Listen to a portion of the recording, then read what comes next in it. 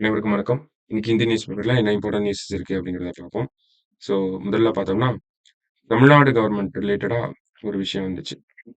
என்ன அப்படின்னு பார்த்தோம்னா, Tamil Nadu gets closer to malaria elimination goal, nil deaths from 2020 to August 2024 அப்படின்னு கொடுத்துருக்காங்க. சரிங்களா? ஸோ தமிழ்நாட்டை பொறுத்த வரைக்கும் பார்த்தோம்னா, 2020ல இருந்து 2024 ஆகஸ்ட் மாசம் வரைக்கும் பார்த்தோம்னா, மலேரியானால யாருமே இறந்து போகல அப்படிங்கிறத சொல்லியிருக்காங்க. இப்ப இது ஒரு achievement of our health department அப்படிங்கிறத நம்ம எடுத்துக்கிறோம். ஸோ தமிழ்நாடை பொறுத்த வரைக்கும் பார்த்தோம்னா 2030க்குள்ள மலேரியா கேசஸோட இந்தியா தமிழ்நாட்டுல எலிமினேட் பண்ணணும் அப்படிங்கிறது target. Malaria elimination target of தமிழ்நாடுன்னு பார்த்தோம்னா 2030. சரிங்களா? ஸோ அந்த வகையில பாக்குறோம்னா இந்த வருஷத்துல 38 டிஸ்ட்ரிக்ட்ல 33 டிஸ்ட்ரிக்ட்ல மலேரியா கேசஸே வந்து ரிப்போர்ட் ஆகல. 0 இண்டிஜீனியஸ் கேசஸ் அப்படிங்கறது கொடுத்துருக்காங்க. ஓகேங்களா? ஸோ இது ஒரு முக்கியமான அச்சீவ்மெண்ட்டா நம்ம கொடுத்துருக்காங்க. ஸோ இதெல்லாம் நமக்கு தமிழ்நாடோட அச்சீவ்மெண்ட்ஸ்க்கு கீழே வரும். போக போக இன்னும் கிராஃப் பார்த்தோம்னா நமக்கு தெரியும். நம்பர் ஆஃப் மலேரியா கேசஸ் அப்படிங்கிறது கம்மியாயிட்டே வருது. ஓகேங்களா? ஸோ 891ல இருந்துச்சு, 772 இருக்கு. அப்படியே பார்த்தோம்னா இப்போ 233க்கு வந்துடுச்சு அப் டு ஆகஸ்ட் வரைக்கும். ஸோ இது ஒரு டார்கெட் நோக்கி நம்ம போயிட்டு இருக்கோம். அத டார்கெட் இயருக்கு முன்னாடியே நம்ம அச்சீவ் பண்ணிடுவோம் அப்படிங்கிறத நமக்கு சொல்லியிருக்காங்க. சரியா? அடுத்ததா பார்த்தோம்னா நமக்கு centre to launch new project on poverty alleviation அப்படின்னு கொடுத்துருக்காங்க.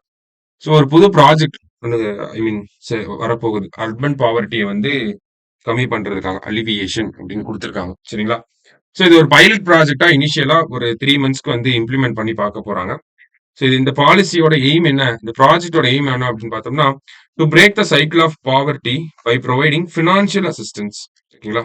Financial assistance, social protection and access to credit for micro enterprises. ஓகேவா? ஸோ அர்பன் பாவர்ட்டியை கம்மி பண்ண போறாங்க.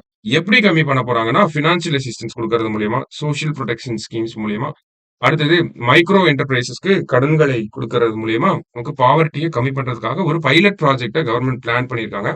அதை அர்பன் சிட்டிஸ் ஒரு 25 அர்பன் சிட்டிஸ்ல அக்டோபர் 1ல இருந்து இம்ப்ளிமெண்ட் பண்ண போறதா சொல்லியிருக்காங்க. சரிங்களா? ஸோ ஒரு 3 மந்த்ஸ்க்கு இருக்கும். அதனுடைய சக்சஸை பார்த்துட்டு மற்ற அர்பன் சிட்டிஸ்க்கும் அதை ஸ்ப்ரெட் பண்ணுவோம் அப்படிங்கிறத நமக்கு கவர்மெண்ட் சொல்லியிருக்காங்க. அடுத்ததா பார்த்தோம்னா அன்எம்ப்ளாய்மெண்ட் ரேட்.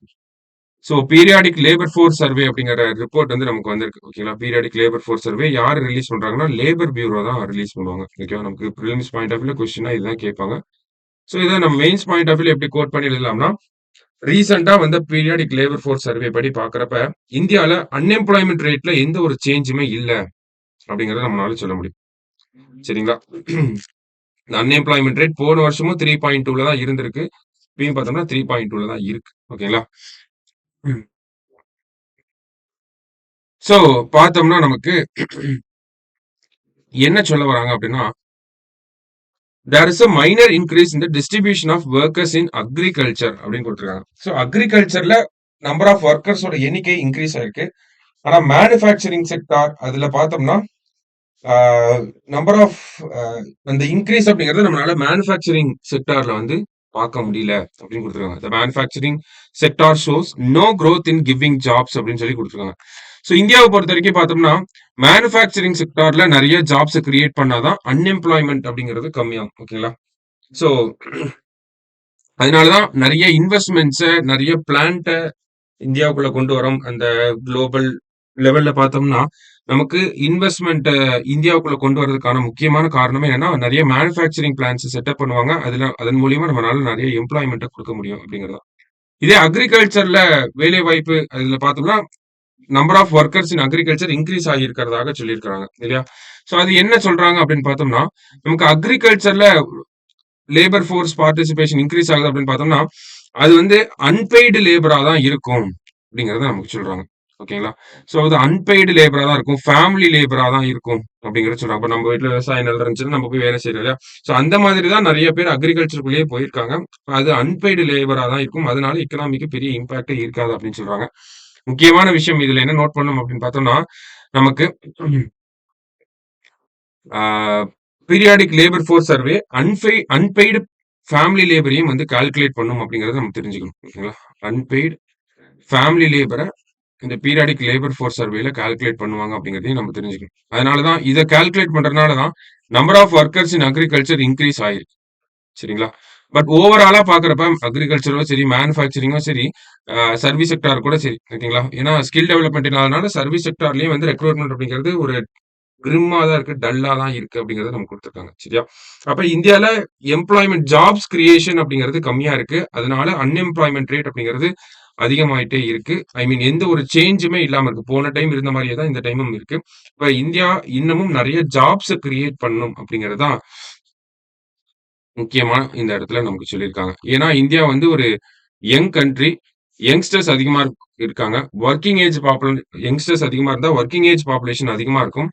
ஆனா அதுக்கேத்த அளவுக்கு நம்ம ஜாப்ஸ் கிரியேட் பண்ணாதான் நமக்கு அந்த டெமோகிராபிக் டிவைடண்ட் டெமோகிராபிக் டிவைடண்ட் அப்படிங்கிற அந்த ஒரு விஷயத்தோட ஃபுல் பொட்டன்ஷியலை நம்மளால யூஸ் பண்ண முடியும். யங்ஸ்டர்ஸ் நிறைய இருக்காங்க. அவங்களுக்கு வேலை கொடுத்தாதான் அந்த பொட்டன்ஷியலை நம்மளால யூஸ் பண்ண முடியும் அப்படிங்கிறது தான் இந்தியாவோட மிகப்பெரிய கன்சர்னா இருக்கு in terms of economic point of view. சரிங்களா?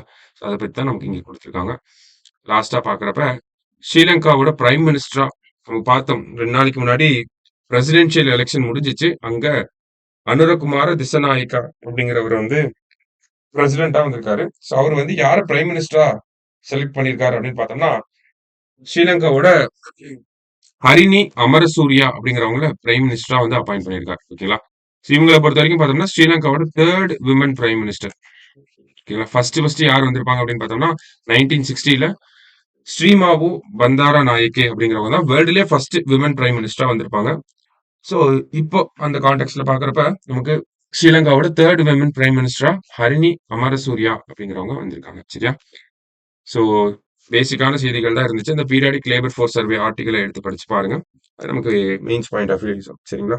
ஸோ இன்னைக்கு முக்கியமான ஆர்டிகல்ஸ் பார்த்துருக்கோம். நாளைக்கு நியூஸ் பேப்பர் ரீடிங்ல மீட் பண்ணலாம். தேங்க்யூ.